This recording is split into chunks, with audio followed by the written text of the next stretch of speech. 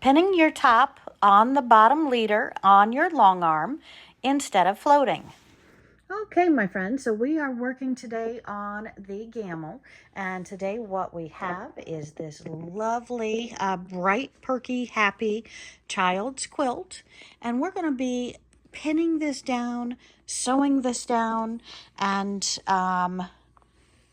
getting started. Getting everything done before we turn on the machine. How's that? And so we have our 3 grips on both sides.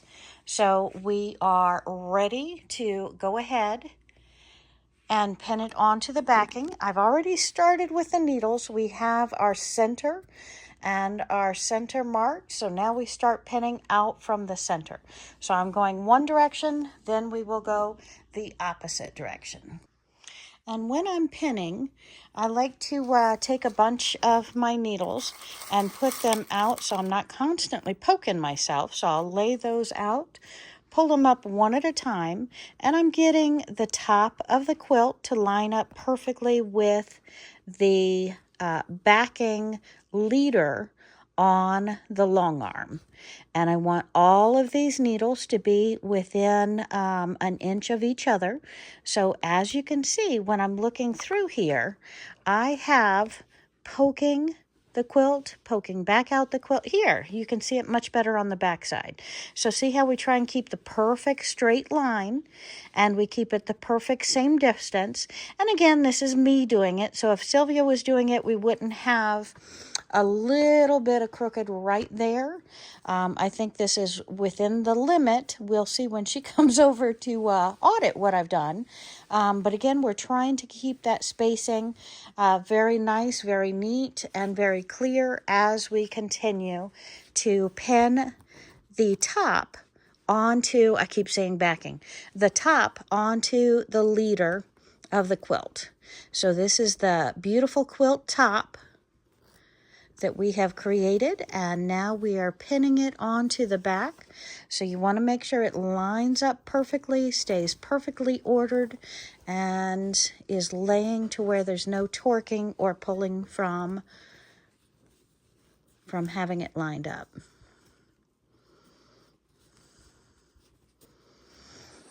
And Sylvia often, she knows her distances, so she'll come in here and put every other pin in and then come back and fill in all of the pins. I myself, I don't know my perfect distancing yet, so I'm going one pin at a time, which may make it just a slight bit harder. But until I learn my spacing, that is a great way that we can pin on our top. Some long arm quilters today, they float the quilt. You do not want to float a quilt that you're going to have in a show because you want it absolutely perfect. And if you float a quilt, you could have some bulking, or some misstitched, misaligned, and that is just not something Sylvia ever has allowed herself to do. She has been a perfectionist since she started this. She did go ahead and float a few of her personal quilts, didn't like it, and now we are pinning and stitching and keeping everything taut and perfect. Sylvia, did I explain that okay? Did good. All right, so yes. So again, if you want your products to be perfection, you have to be perfect, start to finish, on every step, every process of the way. And at the end here, as we get here, Sylvia usually puts 2 double pins, or 1 double pin, I guess, 2 pins in the backing, just to make sure there's no pulling and torquing of the quilt and it is perfectly aligned. Because if we don't have, oopsie, poked myself. If we don't have, the needles in here, holding this corner right here as you see, and that pulls up, that's not a good thing. So we want to make sure that we have that corner perfectly snugged up and aligned with the rest of our quilt.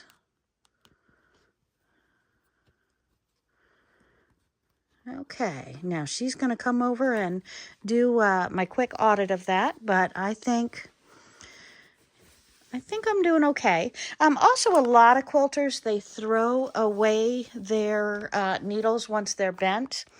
You may want to do that for the regular quilting, but not for this, my friends. This is some tough stuff, and you're holding it. So I know this is a straight pen, but if they get bent, I don't see any bent ones. If they're just bent slightly, we keep using them.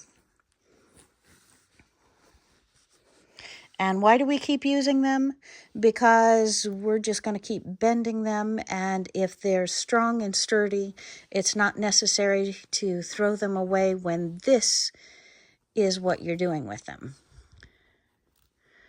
So again, if you saw that, my needle is going in, it's coming right out, and if we flip it over, we're keeping that same distance, which I am working to get much better at. What do you think? Hit that comment button down below. Tell me how you do your quilts.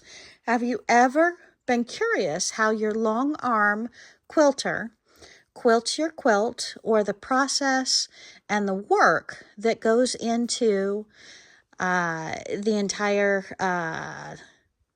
entire process of quilting your quilt? And of course, doing it this way, I'm bopping my pins into the head of the pen, so it's maybe a little bit more thought-provoking, a little bit more time-consuming as you put these in.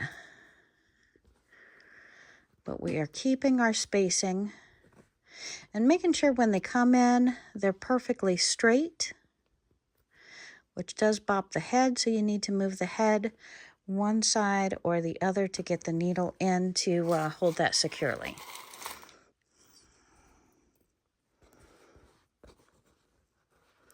And I hope that this brings you a little bit of insight. I'm going to have these videos from time to time. I want to be respectful of your time. So we will cut it off now, but we are going to come back and give you a little bit of insight from time to time over the next couple of weeks as I am working on the long arm personally, and show you some of not only what I'm learning, but some of the process that your long arm quilter goes through to do the process of quilting your quilt top. And please, please, please, if you are a long arm quilter, hit that comment button. Tell me what you do, how you do it, what works for you, how you learned. I'm curious of your process, how you learned how to use the long arm and how you put your top on, and how long it took you to feel comfortable doing each step of the process.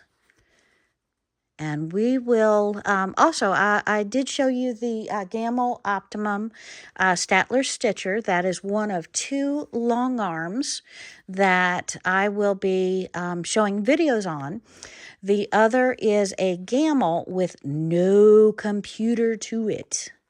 So that one may be a little bit more challenging for us, but I will tell you, it's real hard to control and to create those perfect stitches. But that is a goal that Sylvia has set for me to be able to fully function on both of her machines, so that we can tag team and make beautiful creations on the top of quilts. And no, my friends, we are not looking for any business through this YouTube.